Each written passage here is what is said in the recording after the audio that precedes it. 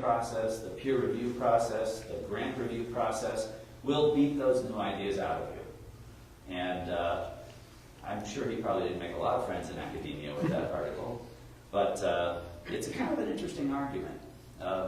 I've talked about it with undergraduates of mine, and some of them have sometimes volunteered the idea, well, to become a professor in the sciences, you really do have to participate in this intense Darwinian competitive enterprise. And perhaps that means that scientists are selected by definition to be people who believe that competition brings the best to the top. Look, it brought me here to teach you about evolution, after all. I find that kind of an interesting idea out of the mouths of undergraduates. Thus, as with Carl Lowe's, even those whose ideas got off the ground in the intense interdisciplinary environment of NASA exobiology in the 1960s could run into trouble because of plain old disciplinary turf defense. If the main body of the discipline, such as geology or climatology, was still outside of the exobiology context. Lovelock has written at some length about this problem, making it difficult, if not impossible, for a scientist to operate outside of academia as an independent. Of course, the key issue is you have to have money from somewhere. You have to have your own independent source of funding.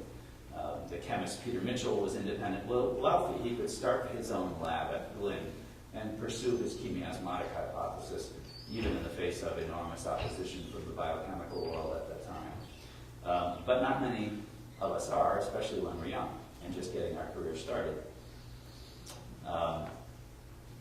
Lovelock barely managed it himself, even with a long track record of training and research in prestigious British government science establishments, prior to transitioning to independent status as an inventor and a consultant to NASA and to industry groups.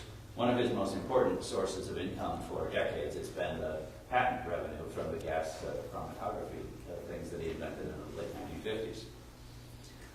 Lovelock thinks that from 1997 to 2002 or so, the climate improved to some extent, but still not enough that many of the neo-Darwinians with whom the vitriolic public conflict occurred would ever openly credit the term Gaia, even if they accept most of the idea now under the label of Earth system science.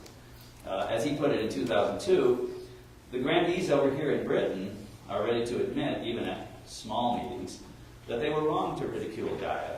But apart from Bill Hamilton, no one will go public. John Maynard Smith used his powerful influence to have Tim Lenton's article Gaia and Natural Selection published by Nature as the lead article. Richard Dawkins at a closed meeting in Oxford of about 25 scientists said, after I had spoken on Gaia and evolution, well, Jim has his disciples and I have mine. They both get it wrong. John Lawton, now head of the UK Research Council, NERC, had an editorial in Science on Earth system science, which generously acknowledged the Gaian contribution. It could be much worse, said Lovelock. I did not discover the name of the NCAR geophysicist who didn't like geophysiology, but I do know that Wally Roker was for years a strong opponent, even though personally a friend. Robert Dickinson, then at National Center for Atmospheric Research, joined a meeting in Brazil in the mid-1980s, and the meeting included such notables as Paul Crutzen, Robert Harris, Ann Henderson Sellers, Gillian Krantz. The book of the meeting had the title, The Geophysiology of Amazonia, and it was published in 1987 by United Nations University in Tokyo. An odd thing happened after the meeting. Someone at the NCAR sent a copy of my paper at the Brazil meeting to the Bulletin of the American Meteorological Society. And the first I heard of it was a letter from the journal editor to say that my paper had been accepted and would be published shortly. The editor would not tell me who had submitted the paper. I've never heard talk of the NCAR underground, and this must have been an example of its operation. So he thought that opinion was fairly dramatically softening. Though again, note that very few of the examples he gives show anybody willing to publicly say, Gaia is right. They'll say Earth system science is right. They'll talk about any of the particular ideas in the content of the theory and say, this is an important idea, has a lot of validity, has done something important for us, but very few people will actually use the word Gaia. John Lawton's acknowledgement of Lovelock and Gaia is certainly more than many scientists who face such opposition ever see in their own lifetime. he referred to in Science. Lovelock sees an interesting parallel between the opposition to the new catastrophism that broke through in geology during this period and opposition to the Gaia theory. Especially this new catastrophism was brought about by the dinosaur asteroid extinction theory. Kuhn's structure of scientific revolutions seems to be pretty widely read among exobiology scientists, especially those who perceive themselves as outsiders. I always thought that was an interesting phenomenon. Scientists who perceive themselves as facing opposition tend in much greater percentages to get interested in history of science. And very often turn as the first thing they read to Kuhn's structure of scientific revolutions. Both, he claims, were so basically opposed to a powerful Kuhnian paradigm that intense opposition was inevitable. The new interest in catastrophism, he says, is interesting from a geophysiological viewpoint. It's easy to model the effect of a sudden loss of species and show how perturbation affects biodiversity and the material environment. The community does not yet seem ready for this approach, though they're now moving towards it. This interview was done in 2002, and at the time he says, there's far more interest in Gaia in Europe and Japan than in the US. The old guard seems so much more powerful in America. This story resonates strongly with a fine book by Professor Michael Benton of Bristol University, which came out later that year under the title, When Life Nearly Died, the Greatest Mass Extinction of All Time. In it, he traces the history of earth science from the early 19th century.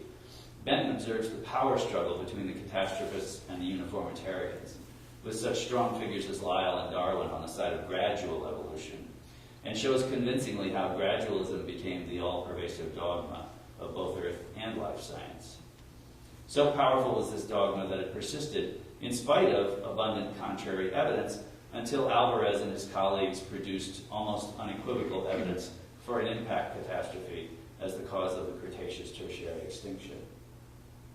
During the 150 years from 1830 to 1980, any mention of sudden evolutionary change was treated as if it was heresy, and most geologists found it prudent never to speak of catastrophes. It took hard evidence and the superior rank of the Nobel laureate Alvarez to break the ice. Even so, he was amazed by the fury and the bad manners of those earth scientists who still continued to attack his research. So I am indeed naive if I think that the even more heretical theory of Gaia will be recognized by the great church of science.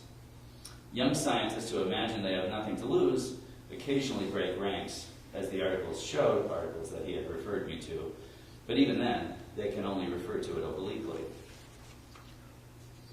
The Alvarez discovery that an asteroid impact may have been responsible for the extinction of the dinosaurs came about at least partly, by now you may not be surprised to hear, with help from NASA funding.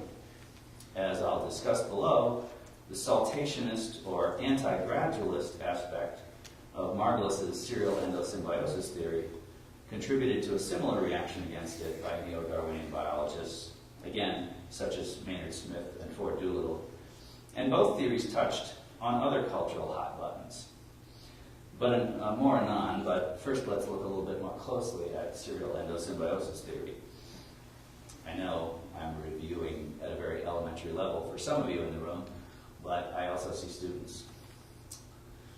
Margulis's serial endosymbiosis theory also developed in the exobiology incubator, beginning well before she met Lovelock.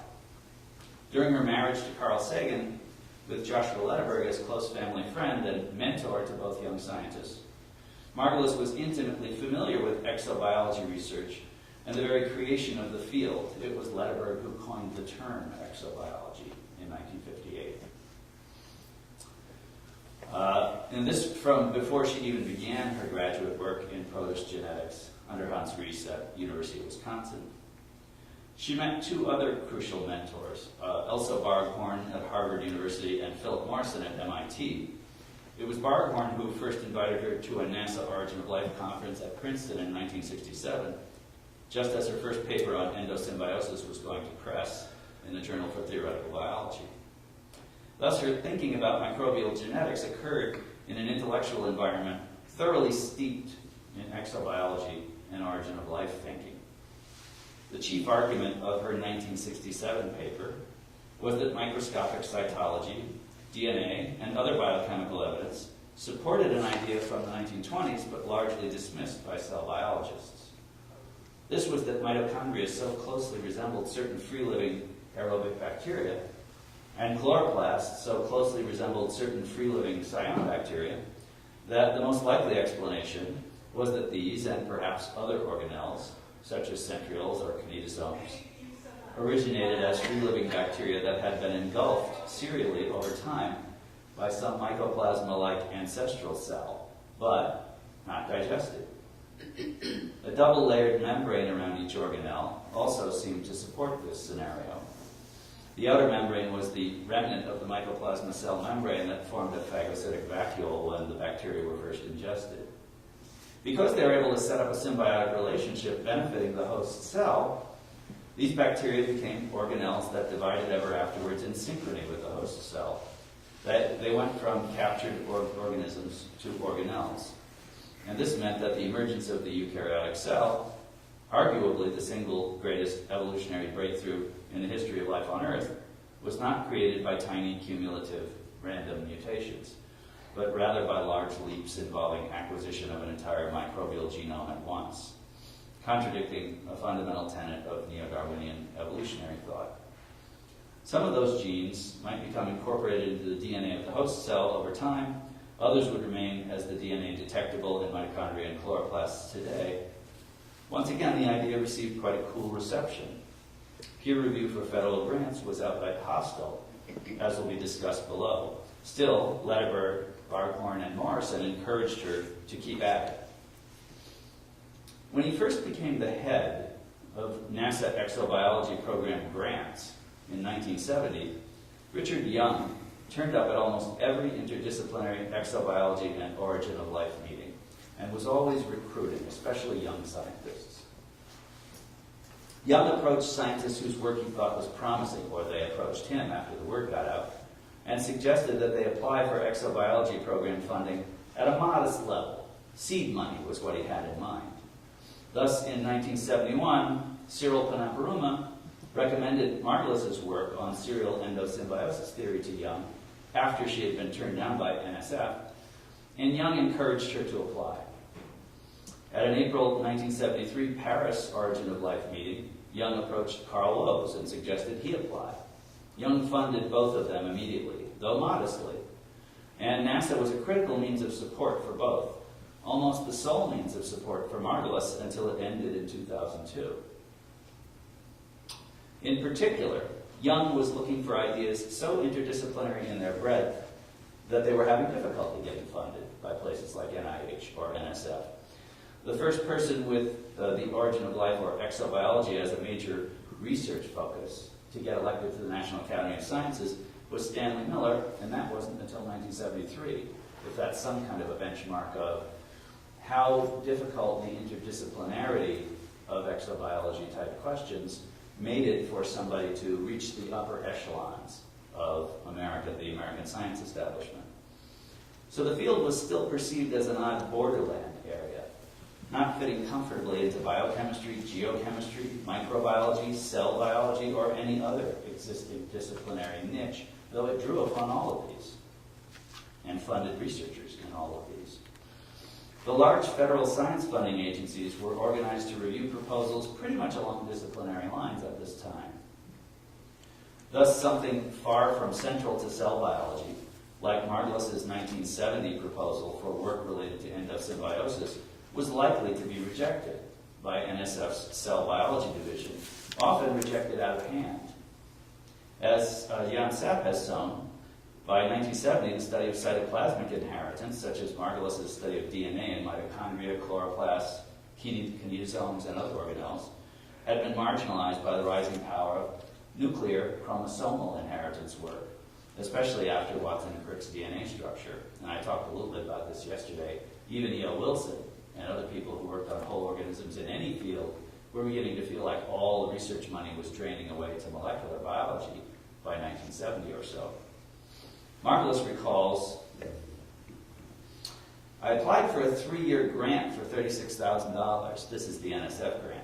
I remember distinctly to continue this work. We'd been productive, We did publish a paper or two on seeking DNA in kinetosomes at that point. And that was exactly when my first book, Origin of Eukaryotic Cells, Yale University Press, came out. My grant officer calls me up in response and says, "I'm sorry to tell you, we've turned down your proposal." It was a 3-year proposal. He went on to say, "You didn't suggest the following controls." He was telling me what was wrong. "You didn't have the following experiment." I said, "Wait a minute, look on page 7. That's exactly the experiment we do have there. So I don't understand." He said, "Well, frankly, I haven't read the proposal. But let me tell you that there are some very important molecular biologists who think your work is shit." He said that on the phone. He said, "Your work appeals to the small minds in biology." And I said, "Well, who are the small minds in biology?" And he said, "Well, natural historians." And I said, "Well, that's quite a compliment." Anyway, he said, "Don't ever apply to NSF cell biology again." And I tried to extract the name of this guy from her, but she wouldn't give it to me. Margulis was stymied and quite eager when Young encouraged her to apply to NASA Exobiology. She recalls that even after the institution of formal peer review panels, the Exobiology grant application process still had a small town feel. Young had a fair amount of latitude if he wanted to encourage a particular investigator, at least with some modest initial funding. In 1971, Margulis received a grant of $15,000. Both she and Woes say that this early seed money was critical to sustaining their research programs, and it gradually increased year by year as their research proved more fruitful and fulfilled Young's hopes. The search for and nurturing of interdisciplinary diamonds in the rough that had been passed over by NSF and NIH soon became Young's trademark, and the tradition was very much handed down by apprenticeship to his successors as the grants officers at NASA's Exobiology program.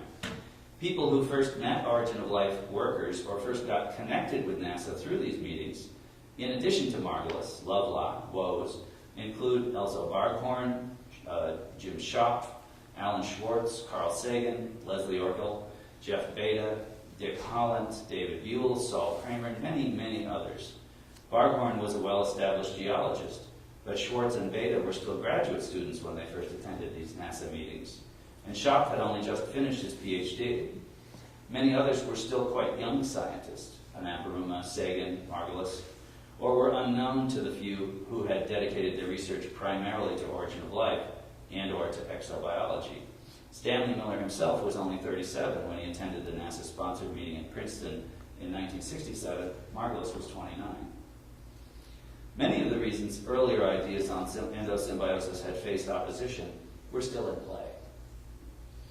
First, many biologists considered prokaryotes as primitive and unimportant in evolution, except as agents of disease. René Dubos and others were just beginning to make headway in convincing the world that microbes were crucial ecological players. And as Sapp has put it, quote, symbiosis was frequently allied with mutualisms and confronted the emphasis on an incessant struggle for existence between species. Known cases of symbiosis were treated as curiosities, special aspects of life, things that deserve a chapter somewhere near the end of the textbook, where you never get to in the school year. Depicted as strange bedfellows, but always exceptions that prove the main rule of evolution. In the 1970s, and even today, symbiosis is usually relegated to a single chapter somewhere near the end of the biology textbooks, with the single exception of the acceptance of Margulis's idea of it as the origin of the eukaryotic cell. And the implication is that it's an unimportant footnote to the grand narrative of nature read in tooth and claw. Evolution propelled entirely by competition. Ludwig Fleck, the sociologist of science who was originally a microbiologist, insightfully examines how science uses such epistemological wastebasket categories to conveniently dispose of facts inconvenient for the dominant paradigm. It's surely not accidental that Margulis later became very interested in Fleck's work. Margulis's theory gave a glimpse into an alternative world of symbiogenesis, totally different from the existing thought collective, as Fleck would put it, where major evolutionary novelty could result from acquisition of whole genomes at once via the cooperative arrangement of symbiosis. For those who followed Darwin in imagining a tree of life, the discovery in the 1970s of horizontal gene transfer among microbes was unsettling and made such trees more difficult to construct.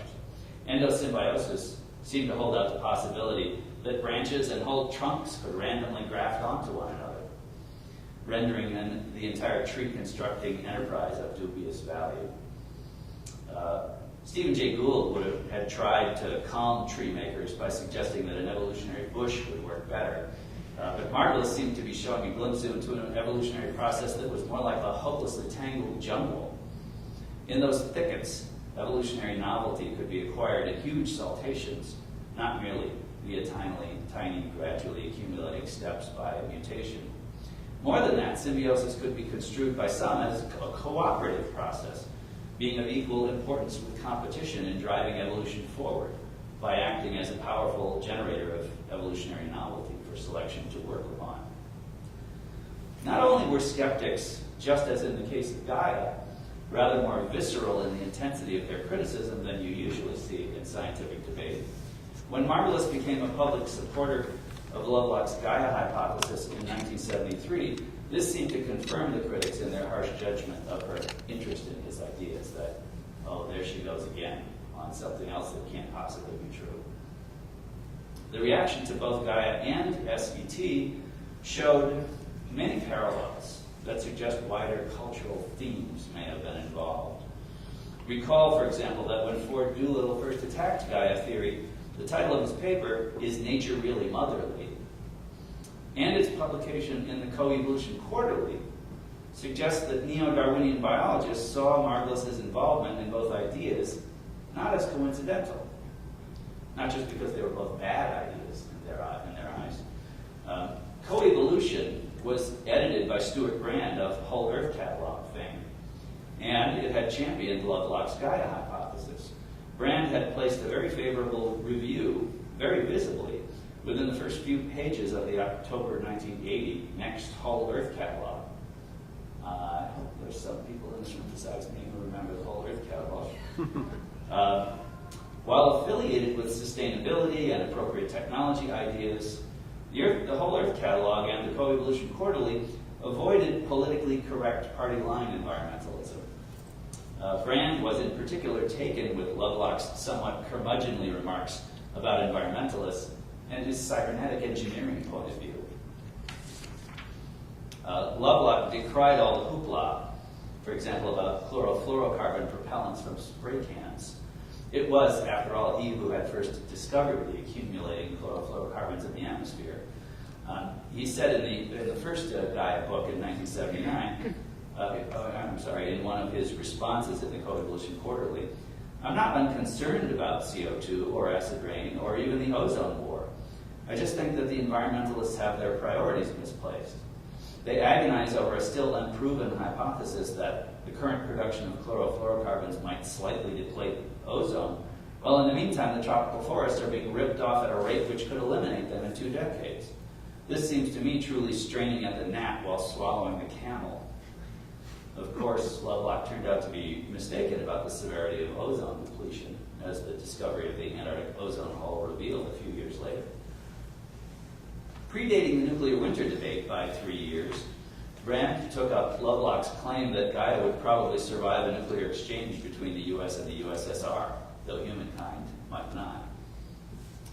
Nonetheless, to many, both Gaia and serial endosymbiosis seem to portray a nature in which cooperative processes vied for a role of equal importance in nature with competition. And now I talk about some responses from beyond the scientific community in particular, but from the larger culture. The impression was surely reinforced, for example, when historian Carolyn Merchant's 1980 eco-feminist, anti-capitalist book, The Death of Nature, in a new 1990 edition, celebrated Gaia as a new paradigm that might help heal the environmental crisis that she had laid at the feet of capitalism and the mechanistic scientific revolution. The cultural moment in terms of the feminist movement, the ecology movement, the post-Vietnam sense that scientists had contributed to an unjust war, gave both Gaia and serial endosymbiosis a set of cultural valences that Lovelock and Margulis never intended, but which may well have conditioned the response to those theories. It's not so surprising that Gaia became an appealing topic for the feminist movement, just gaining prominence, particularly ecofeminists. As Fleck observed, however, once words become battle cries, they take on whole new layers of meaning for the communities that take them up. To Carolyn Merchant, Gaian science looked like just the kind of less mechanistic, anti-reductionistic science, reimagining nature as feminine, that she had prescribed in 1980 in The Death of Nature as what we needed to get us out of the environmental crisis. Though serial endosymbiosis was initially greeted like Gaia by a fair amount of hostility, it's now even more firmly accepted than Lovelock's insights. By 1980 or 81, new molecular tools for DNA sequencing had shown that DNA within chloroplasts was practically identical to that of a particular cyanobacteria. And similarly, the DNA of mitochondria were found to be extremely similar in sequence to a family of alpha proteobacteria. Thus, Margulis quickly went from being scorned to attaining membership of the National Academy of Sciences in 1982. By 1986, the British magazine New Scientist was celebrating serial endosymbiosis theory as the triumphant new paradigm, one of the most historic contributions to life science in the 20th century. And interestingly, this feature was written by historian of science and biophysicist Evelyn Fox Keller. She wrote a profile of Margulis and her discoveries in this issue of New Scientist called One Woman and Her Theory, in which she argued, quoting a reviewer of Margulis, that championing serial endosymbiosis was, quote, a job for a woman, end quote. The reviewer had written, it has to be a young scientist, and it had to be a woman who dared to challenge the scientific establishment by writing such a book as Margulis' 1970 Origin of Eukaryotic Cells. Keller had achieved fame by making a similar argument in 1982 biography of geneticist Barbara McClintock. Her discovery of gene transposition just a year before McClintock was awarded the Nobel Prize. When this notion was parodied in Science in a profile on Margulis and her work 5 years later, the title used, you may remember I mentioned it earlier, is Science's Unruly Earth Mother. So people are throwing these terms around in a way that suggests that even within the scientific community, the gendered aspects of what's going on in these theories not only don't escape their notion, but draw either their praise or their ridicule, depending on where they're coming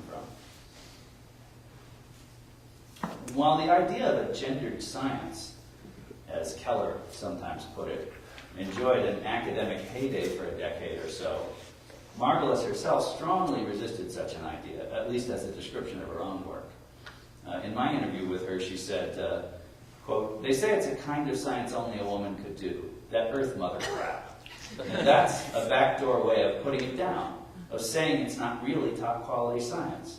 I don't get my ideas because I'm a woman, but I have to work harder than most do to produce the evidence in just as hard-boiled and mechanistic a way as any other scientist, or they won't believe what I say, end quote. Whatever else Margulis believed, she believed there was only one kind of good science, and it had no gender. Yet the gender valence of SET and of Gaia has resonated with many students of mine over the past 15 years, reminding us once again that the cultural reception of scientific ideas can often be more complex and sometimes even the opposite of what the scientist intended. If you're interested, ask me in Q&A to tell you about another interesting idea put forward by one of my students in the last couple of years. And now I'll engage with a few even larger cultural themes that the theories seem to have touched on.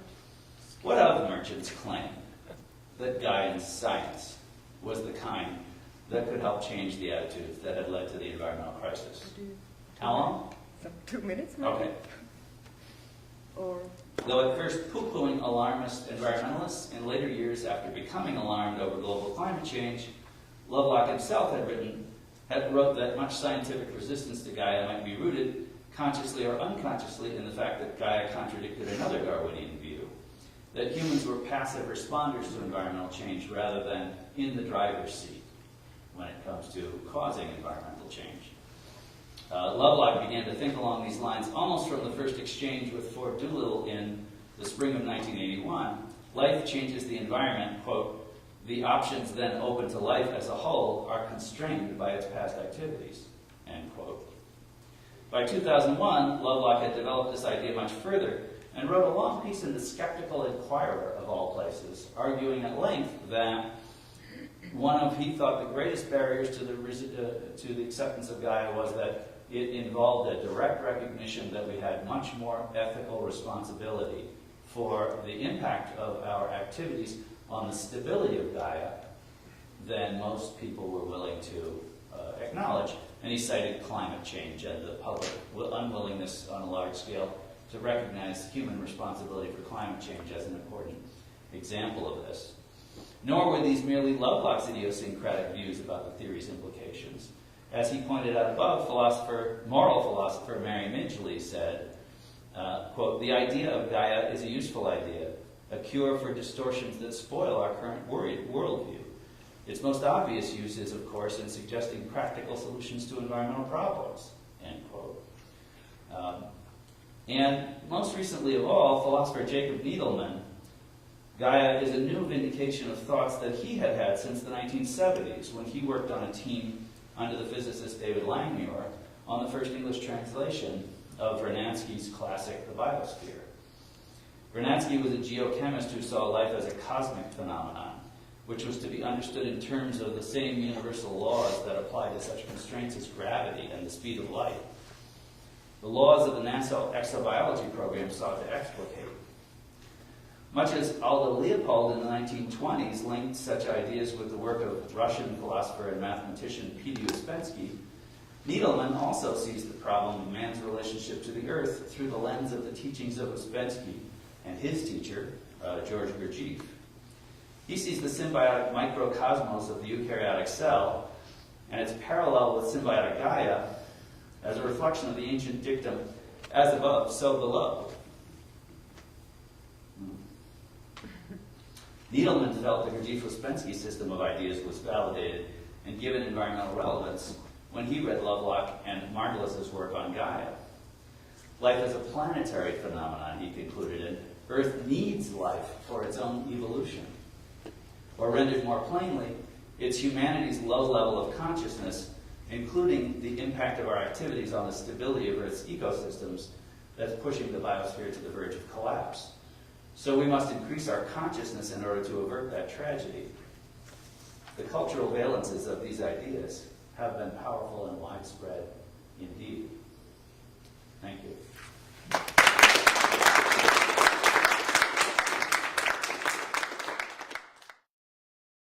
Back here. So I teach a course on scientific revolutions, which is sort of an introduction to the history of science. And the first thing they read is Kuhn.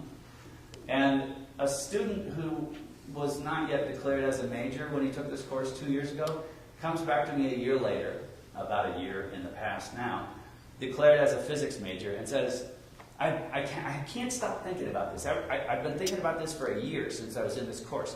And I think Kuhn's model is wrong.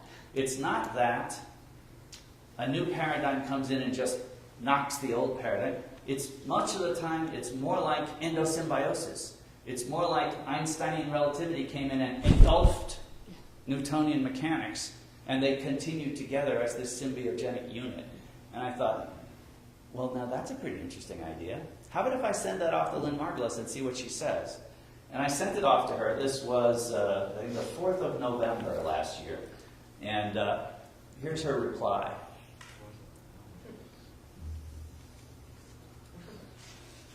A little less than 3 weeks before she died.